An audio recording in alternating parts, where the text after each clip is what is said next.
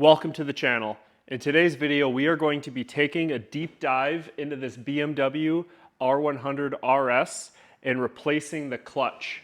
So this is a video I've been wanting to do for a very long time, and I've just been waiting for the perfect example Airhead to do it on, and I think I found the one.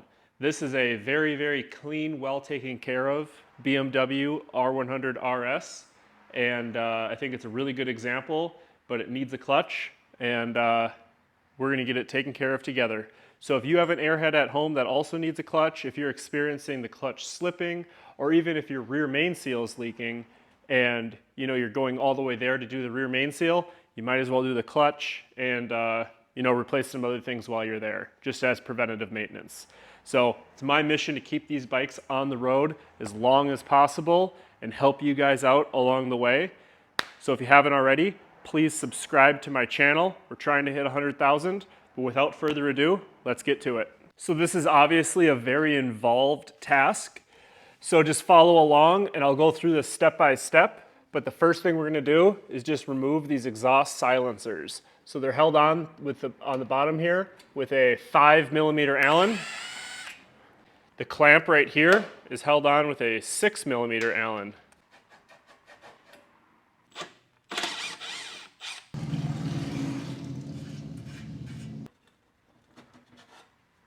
And then we can get our rear wheel out of here. So the rear wheel, this is a 22mm. And also one thing I should mention is this procedure for the clutch replacement is going to hold true to pretty much every single Airhead BMW. And then with 13mm, we'll undo these pinch bolts here that hold the rear axle in. You should be able to just pull your rear axle straight out. And now we can get our rear brake out of here. So now this is a disc brake model, which I'm assuming yours is probably a drum brake model. If yours is a drum brake model, you'll just have to loosen up your adjuster and get your rear wheel out of there. But for this model, we're just gonna kind of slide our caliper off the disc, and then should be able to just kind of tuck this out of the way, just like that, and then pull our wheel straight out. And then with our rear end jacked up, we can just slide our tire right on out of here. We can then drain our rear drive and our drive shaft oil into a suitable container. Since we're gonna have to remove these, it just makes sense to get the oil out of here and then change it when we go back together. So now what I'm gonna do is I'm gonna take the rear drive and the swing arm off as an assembly. So what we're going to end up doing is just removing these two rear shock mounts, and then just this one's on a stud, so you'll kind of slide it off to the side. And but before we do that, we're going to have to undo the swing arm mounts and undo the swing arm boot, and then we'll disconnect the drive shaft, and then we'll just slide the rear drive and swing arm off together. So we'll undo these plastic caps. You can just get a flathead screwdriver kind of behind it, and these just pop right off. And then this is a 27mm nut. What you're gonna have to do is kind of shave down a socket. And so it'll fit in there, and then they shouldn't be that tight. You don't need to fully loosen these, but fully remove them, but just loosen them. And then we're gonna use a 6mm, shove a 6mm in there, and then this stud will just come right out. So we're not gonna fully remove it, but we'll just get it to that point, and we'll do the same thing on the other side. Also, I always had this idea of when I first started this YouTube thing, that if I can get 100,000 subscribers, that was always my goal. So if you guys want to support my goal or help me with that goal, that would be incredible. Honestly, I pump out these videos pretty much 100% for you guys. There's no monetary gain for me. Obviously, when you guys buy parts, that helps me out, but for the most part, putting these videos out is 100% very just on my own free will.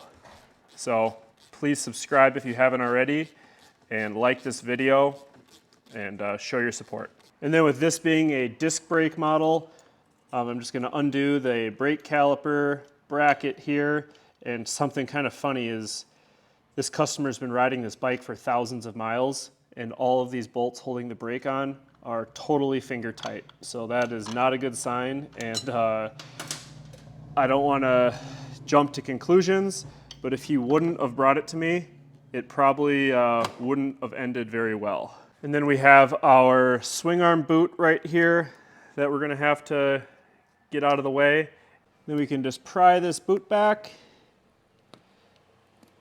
and that'll expose. There's one of the 10mm nuts right there. We're using a 10mm with a 12 point on the end, and we'll just loosen these up. So in order to hold this drive shaft from turning, what I do is just reach around and put it in gear, so that'll prevent this from spinning. And we'll just do one at a time. So loosen up the first one, we'll completely remove it, move on to the second, move on to the third, and so on. And now we can get these rear shocks out of here. So this one's on a stud like I mentioned earlier, and that's just a 17mm.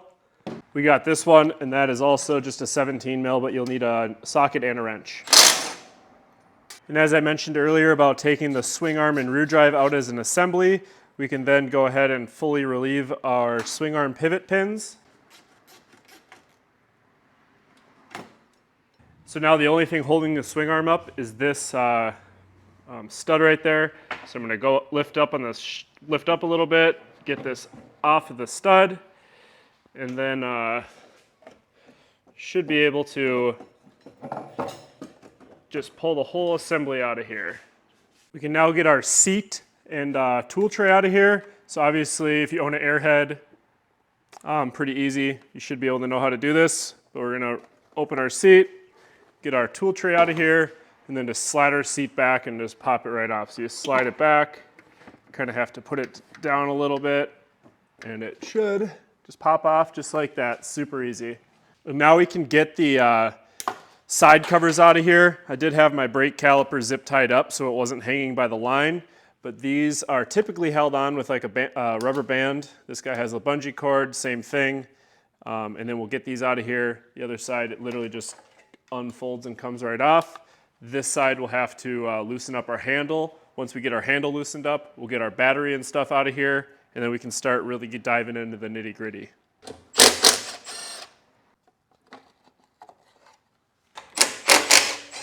Then we'll get our battery out of here. We'll disconnect the terminals, starting with negative. One question I do have is how many of my viewers are here because they're actually physically following along at home doing this job, and how many of my viewers are watching this and do not own a BMW completely out of entertainment? Let me know below. Then we'll undo our battery hold down. The battery hold down, this one is held on with two 10mm nuts. Typically it's going to be a little plastic thumb screw. So sometimes these batteries can be a little tricky to get out of here. So one thing you kind of have to do is just loosen up the battery mounts, these little rubber mounts here, and that'll allow the battery box to kind of tip back and then be able to just slide the battery out kind of at an angle.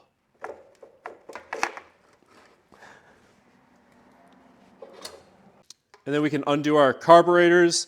Doing this, we can actually we can leave the physical carburetor attached, which is gonna help us out a lot later when it comes time to like synchronize. They're not gonna fall out of sync as much. Obviously, we're gonna synchronize them anyway when it comes time to get this thing started up and running again. But for now, we can just leave the throttle cables, leave the fuel lines, and just undo the intake pipes here.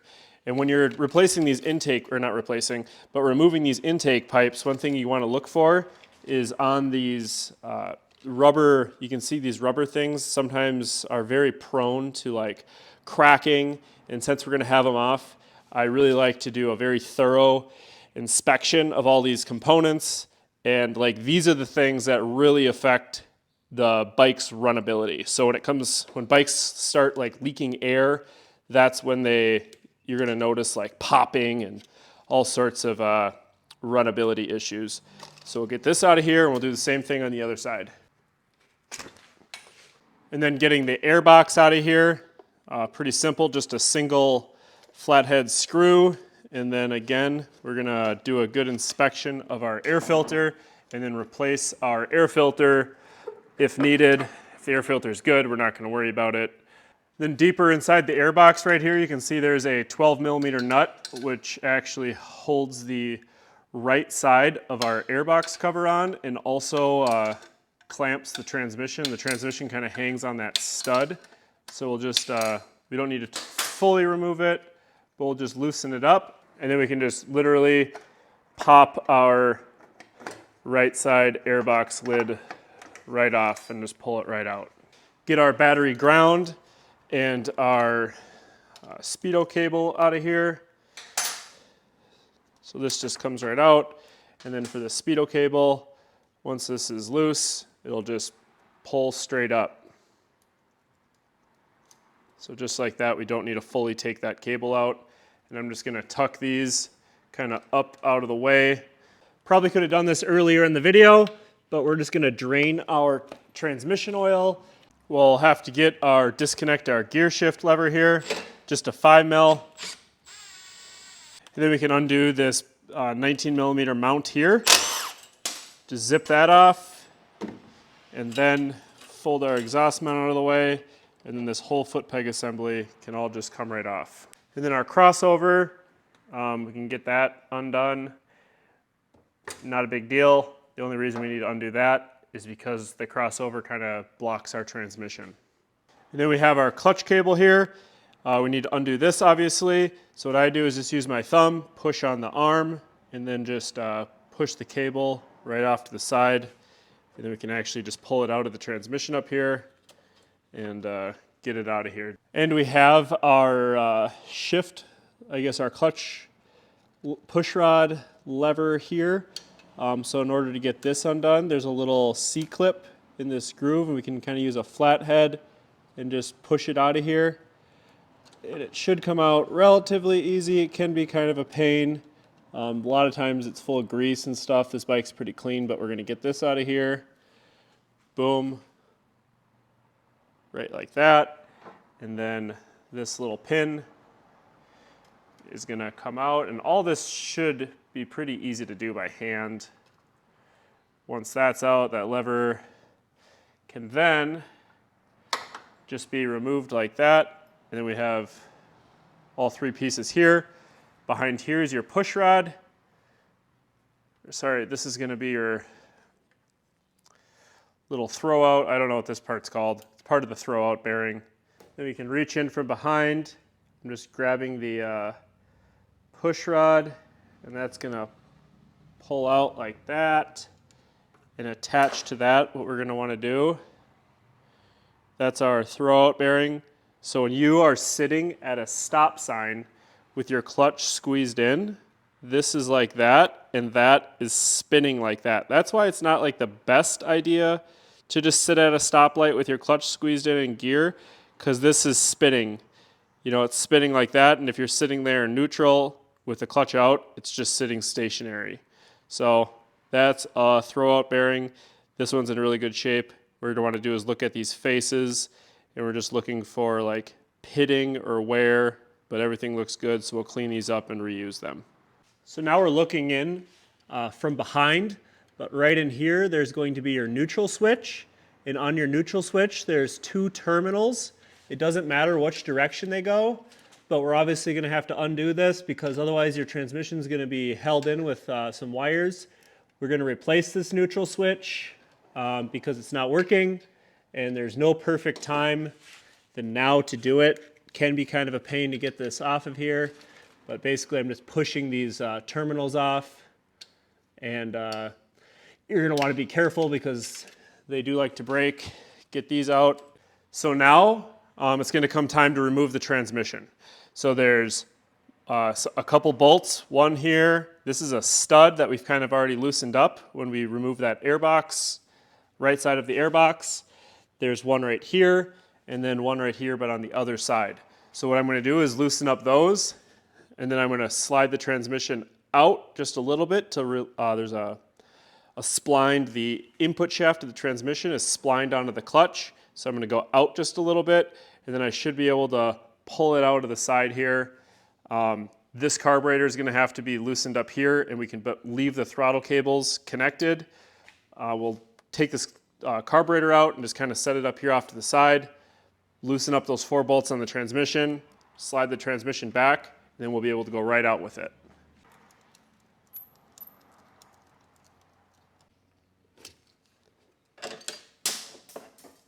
And then this 12 mil nut, which is already loose, can just be removed, set off to the side.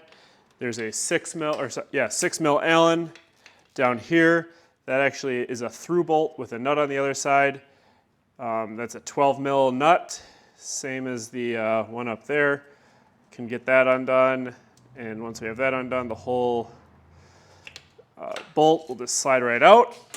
Undo the 6 mil up here. So you have to get a ball end and kind of come in at an angle. And with that ball end, you'll easily be able to get that out. And then that will fully relieve our transmission. So right now the transmission is only being held in with the input shaft engaged into the clutch and then this stud up here. So let's get that. I'll just leave that bolt in there and just kind of set it off to the side like that. I'm going to try and stay out of the frame here, but with all our bolts loosened up on our transmission, we're going to be able to slide our transmission back ever so slightly, release it from the splines, and then just come out right like that. And I know I'm making this look super, super easy, but I've done this a couple hundred times.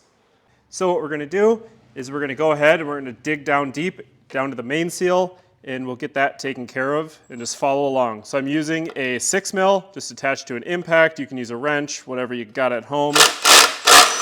But we'll just zip all these out, and all of these bolts are non-reusable, so you'll have to replace them. I'll have all the parts that I use in this video linked below.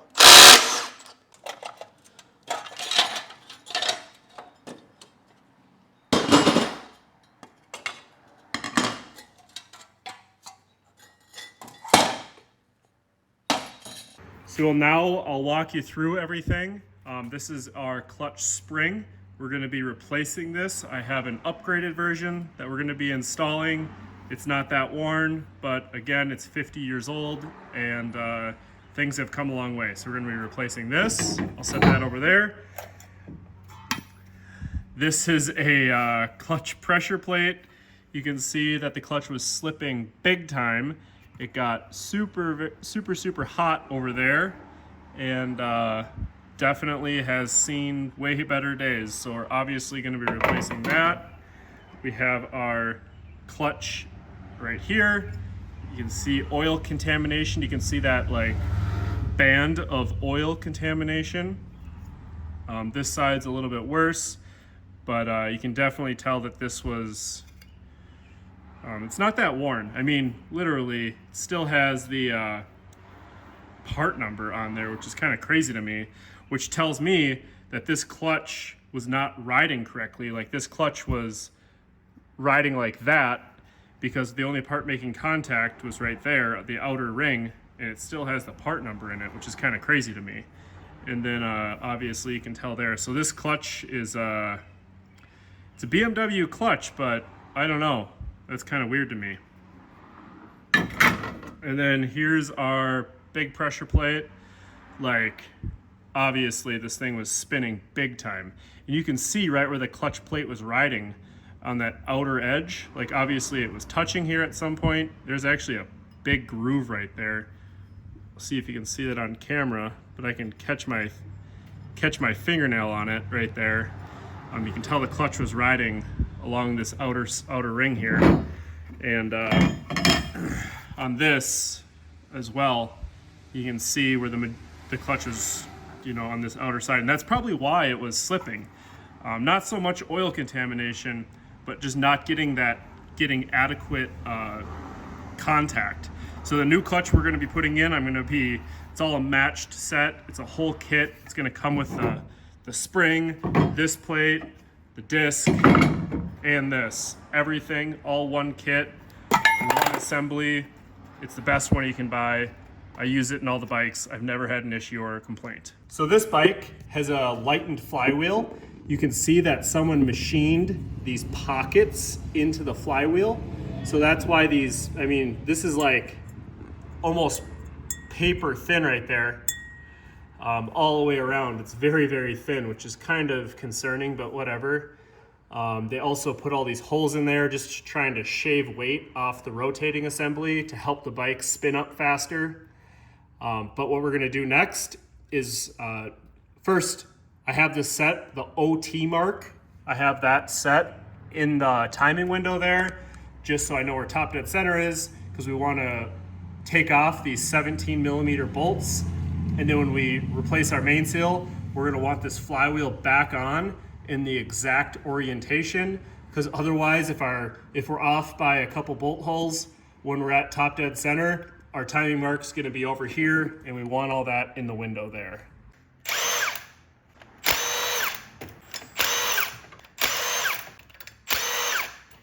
And then with that undone, again, just making sure that our on top mark is aligned in our timing window.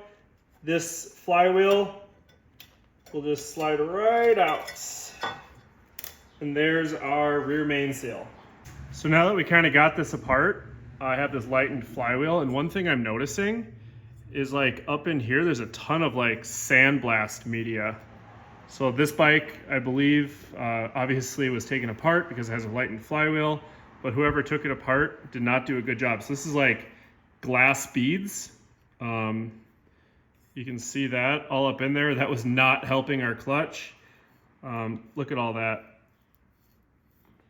So I've never seen that before, so I'm glad we're taking this apart together.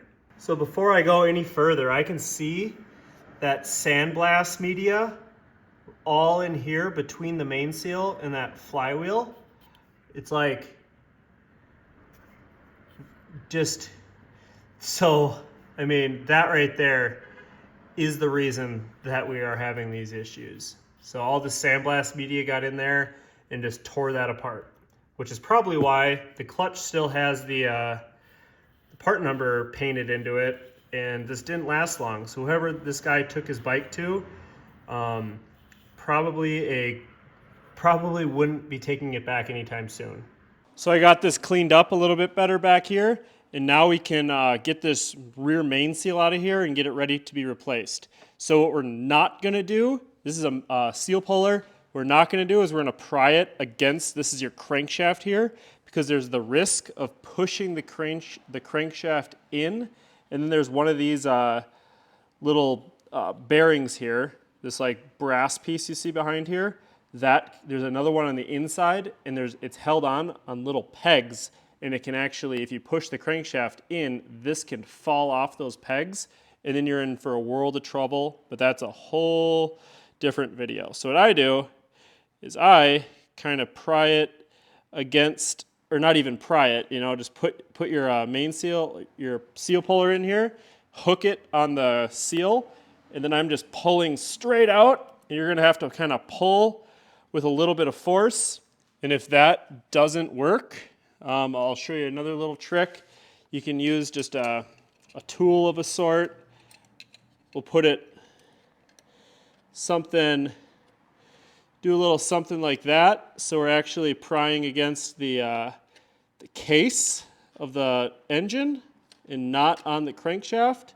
But the real main thing you're gonna wanna watch out for is just making sure you don't pry against the crankshaft, because that is going to, you can actually see that I just moved it in a little bit there because I touched it. Not the end of the world. We'll thread a bolt into that and we'll just pull it out. So you can see how it went right back to its position. So we're not going to want to do that because we're actually going to take as much time as we can to make sure we don't do that. So let's follow along and we'll get this done.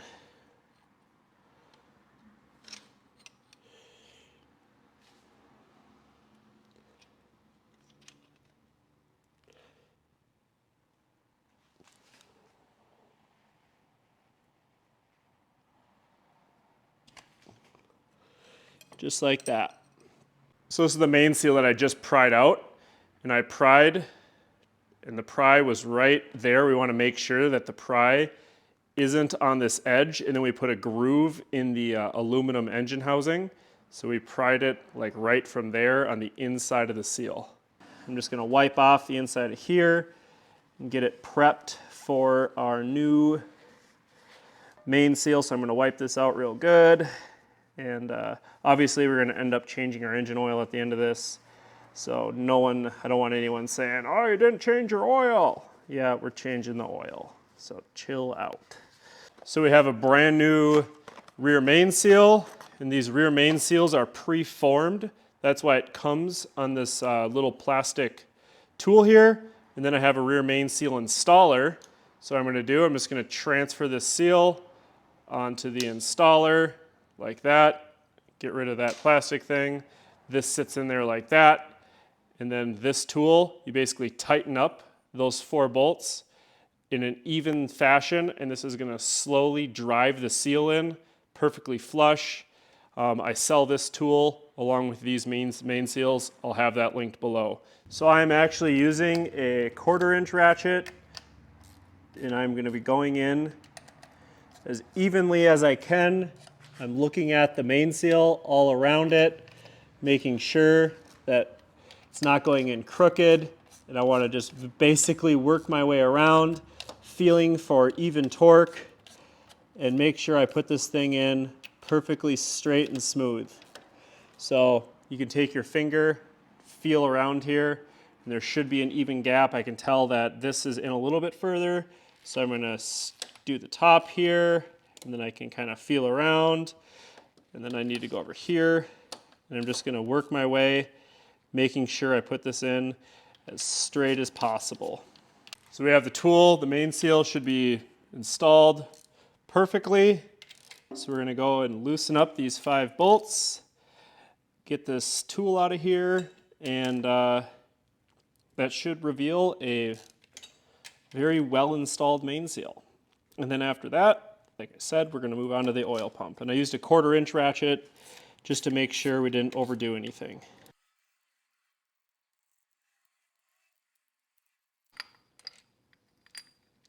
And voila. And now we have our oil pump, which is just these 10mm bolts. So I'm just going to use a ratchet, loosen these up in a crisscross fashion. Get this all wiped down and cleaned up. And we're going to move forward with this. We're going to replace this O-ring here. There it is. Take this out of here. Checking it out. Sorry. Take this out of here. Just looking for wear, looking for pitting from cavitation. Then I'm just installing a new O-ring. Make sure that seats in there, in that groove. I'm installing this in the same orientation, setting that in there just like that, and tightening up these bolts. And I'll have all the torque specs listed in this video. So I got all of the sandblast media cleaned out in here from the previous guy. So I'm going to go ahead and install a new O-ring in the flywheel here, and that just sits in this groove. Just kind of falls in there just like that, and then this can go ahead and be reinstalled onto in the bell housing. So then same rules kind of apply. We don't want to push that. We don't want to push the crankshaft in, so I'm just going to kind of set the flywheel there, get these bolts started, and then kind of, I don't want to say pull the flywheel onto the crankshaft, but we're going to be very evenly tightening these up so it kind of just goes on there very uniform. It shouldn't take too much effort. But we're really trying to avoid is just moving that crankshaft forward and having it fall off of those pins that we just talked about. And I'm just tightening this up literally by hand, no wrench at all. So it's going on very evenly. Want to make sure that O-ring doesn't fall out of that groove. But again, going on nice and even is the name of the game here. And then obviously, like I mentioned earlier, making sure that we're putting it on so the OT mark is in the timing window. So now we are replacing pretty much our everything. So we're going to put a spring in with the kind of, I don't know, the springy prongs facing outward. That just sits in there like that. And then we are going to put in our pressure plate right there.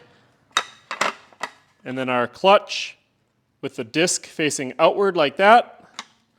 And then our other pressure plate, so it'll be just like that with everything facing outward. And then there's a special tool right here which engages in the splines here to align our clutch. So that's all going to kind of just be right like that as an assembly. Then we got new hardware, and we're going to replace all the hardware going around.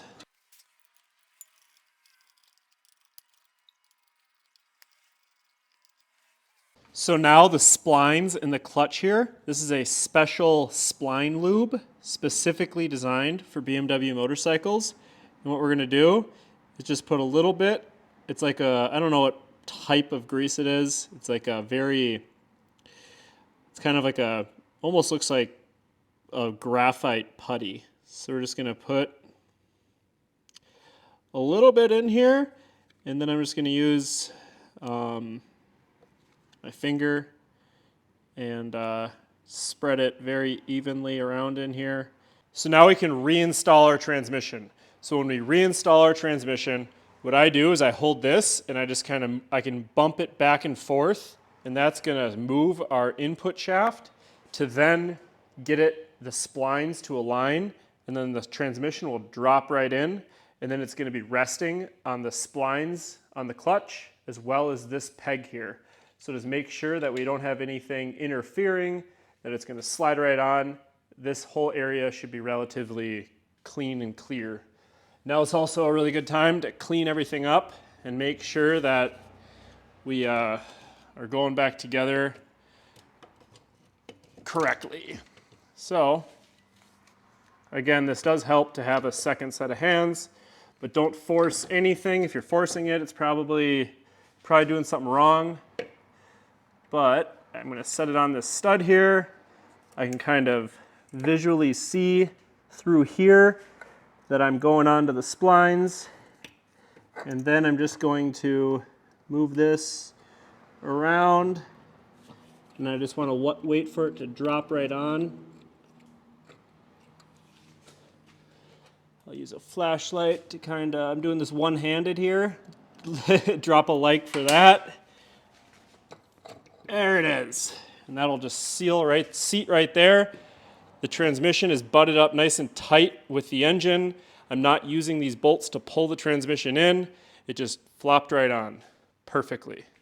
We can then get our 4 bolts that hold our transmission to our engine, tighten these, all 4 of these up. I'm just going to get them, at first I'm just going to get them all started. Obviously we're not going to do this one quite yet. We're just going to put that on loosely because we need to have our airbox cover on there. And then this is the one that has the wire on it for the ground. We're going to get this tight. Make sure we hook up our wires underneath here for our neutral switch.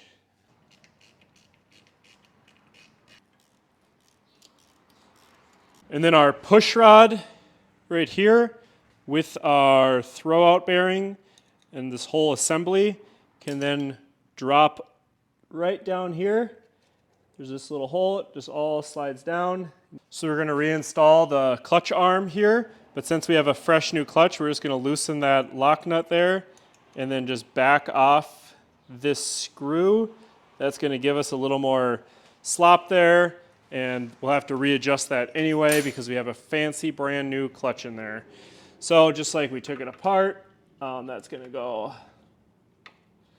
slide right over there. This pin is going to go in the bottom all the way through, and then there's that clip that hopefully you guys didn't lose, this little guy here, and we're just going to align that right through here. I'm just looking for that groove. I'm just glancing right there's the groove. So I'm going to put it in there, and then just use a very skinny flathead screwdriver to seat that clip. And then make sure when I move this up and down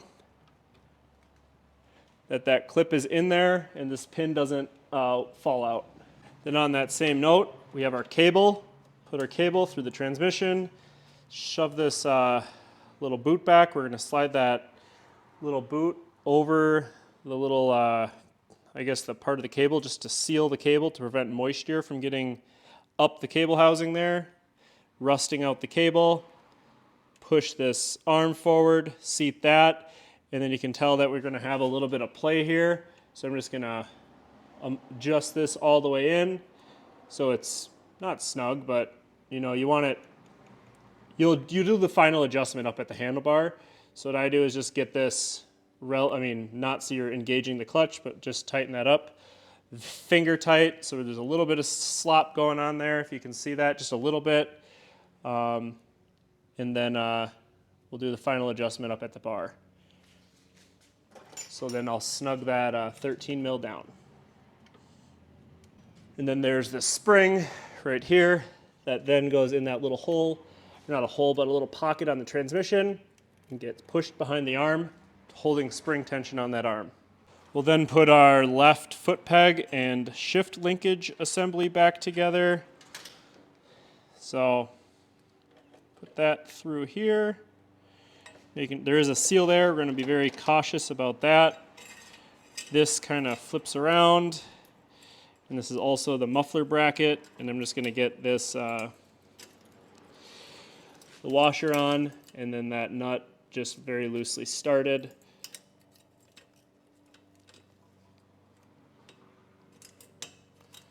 And we're going to also want to get this together by hand at first. So now I'm going to install the right side airbox cover, and you have to make sure that this breather gets positioned through that hole right there.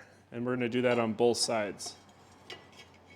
So then we can use that same 12 mil that we used to disassemble it to tighten this up, and it's kind of a pain. We're going to do little baby turns, and what I like to do is tighten this up, and you're going to have to make sure that around here, it's just flush with the airbox, just so it looks nice and neat when we get the final thing all together. And then we can put our K&N filter in. Like I said, I'm not the biggest fan of these things. The reason I'm not is these bikes, the heads do not flow enough air, so these are physically making a difference. So unless you have some serious porting work done, or Makuni carbs, or like you actually have some real performance mods done, this K&N filter is just letting bigger particles into your engine.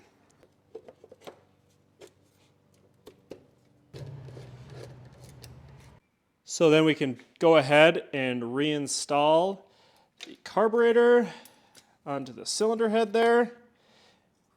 Just like that. We're not going to tighten that down quite yet. And we will get our boots put back on, being very mindful that these are directional. There is a left and there is a right. So just like that, they'll only go on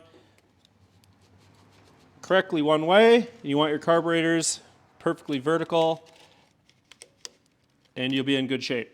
We'll get our carburetors all tightened up. So now the same thing on the left side. Put the intake boots on, and when we put these on, try not to like crimp them. A lot of people whose bikes come in through here, the intake boots are on, but they're on totally wrong, and they're in here complaining about a runnability issue. Imagine that, right? And then you also notice that I took all the fuel line off. We'll be replacing that as well. The fuel line I noticed was leaking, so might as well do it now than risk the bike starting on fire or something. So now we can put this swing arm and rear drive assembly in. So what we're going to do, I'm going to lift this swing arm up, get it in here, hang it off of this rear shock, and then kind of support it from in here and get one of these pins just set in there, and then I'll get them both started, and then we can tighten everything up, get the drive shaft in, and get it done. So, like I mentioned, we'll hang it off this rear shock. So what I'm going to do now is I can see that pivot on the swing arm is just lined up. So I'm going to put this in. And I just want to do not force these because you don't want to strip out those threads. They're pretty easy to strip out. So we're just going to use it right when we get those started. It'll go in very nicely. We're not going to tighten it. We just want to get it started. So now the swing arm's like floating on here. It's hanging off of this rear shock nut back here, and it's just in place where it needs to be. So then the next step is going to be tightening the drive shaft onto the transmission. So I just got this one nut started here. I'm just going to get all 4 of these started finger tight. I want to get it, I want to get it snugged up as much as I can with my hands, because that's going to make it way easier to get the others lined up, because this shaft kind of sits on that hub, kind of like a car wheel. And just like we put these on, we're just going to throw the bike into gear to hold it from spinning the drive shaft as you tighten it. Once we have all 4 of those tightened up, we can go ahead and reinstall our swing arm boot. So just making sure our clamp is on the boot, and then we can work our way around and just slide the whole boot up over the transmission. And without the battery in here at this moment, it makes it a lot easier, because this can sometimes be kind of a struggle. We can then tighten the swing arm up. So when I'm tightening the swing arm up, what I'm doing is I'm tightening up these pivot pins, and I'm looking at the inside of the swing arm here, so right inside here, and I want to maintain, you can see how the swing arm floats back and forth like that. Hopefully you can see it on camera. So the swing arm floats back and forth like that on those pivot pins, and what I'm looking to do is have an equal gap on both sides from the swing arm to the frame on both sides. So I have a little bit more play, or a little bit bigger gap on the left side. So what I'm going to do is I'm just going to loosen up that right side just to take that slack out. Come over here to the left side. I'm going to give this 1 turn, and then come back over here to the right side. And then I'm just going to tighten it up to try and take up some of that slack. Feel it, be a little visual with it. I think I went a little too far. I'm going to back a half turn out on the right side, and then go a half turn in on the left side. So we're just going to kind of go back and forth here until you can get an even gap on both sides. Once we have an equal gap on both sides, we can use our 27mm socket and tighten up both sides. So now that those are all tight, I'm going to grab my grease gun, and I'm just going to fill the center of these pivot pins up with grease. You can see it squeezing out there, and throw that plastic cap on there. And since we got the grease gun out, there's a grease zerk right there on our clutch push rod. We're just going to give that 1 squirt. And then also right here on our shifter, there's a grease there, and I'm just going to give that 1 squirt. We are now to the point where I can just loosely put this rear left shock on the swing arm, and I'll get the left side and the right side, both shocks, both these bolts tightened up. And then we can get our rear wheel set up in here. We'll have to align our brake disc through the caliper, and then get our rear wheel set up on the rear drive here.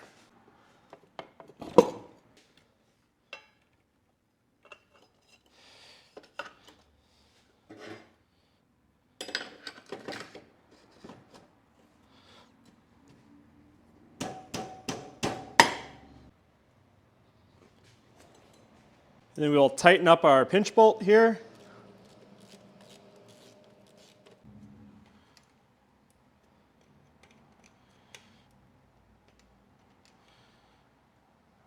Then we can drop our battery down into here and then get our two 10 mils that hold our battery box in place on each side tightened up.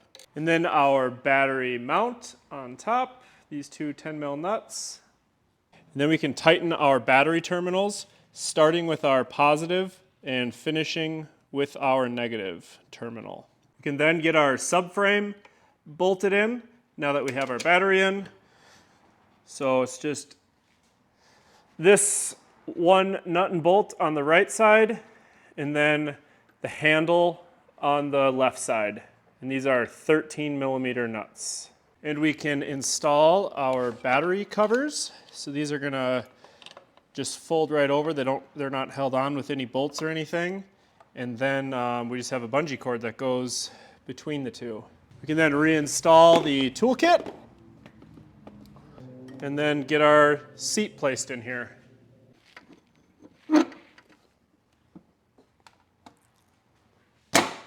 And then we can put our exhaust back on. And then again, to tighten our muffler up, it's a 6 millimeter Allen up front on the clamp, and then a 5 millimeter Allen for the two that hold the muffler on in back there. So we'll get these put on. And then we can top up our drive shaft oil with 150 cc's of gear oil, as well as your rear drive with gear oil and your transmission with gear oil. And I have a full video on changing out your rear drive oil, drive shaft oil, transmission oil, and engine oil, so you can reference those for doing that. Thank you so much for watching my video. Now obviously there's still some items that we have yet to do on this bike, such as giving it a very thorough cleaning and detailing, get all my greasy fingerprints off this thing, get this thing all polished up before we hand it off to the customer. I want this thing looking way better than it arrived here before we hand it off, especially after a job like that. I'm going to change the engine oil and synchronize the carburetors. Anytime you remove the carburetors, they should be resynchronized or at minimum checked prior to handoff to the customer. So I have a separate video that I've done on that. I'll have that linked below. I will also link the video where I change all the oils just in case you also need help with that. But thank you so much for watching, and as always, have a safe ride.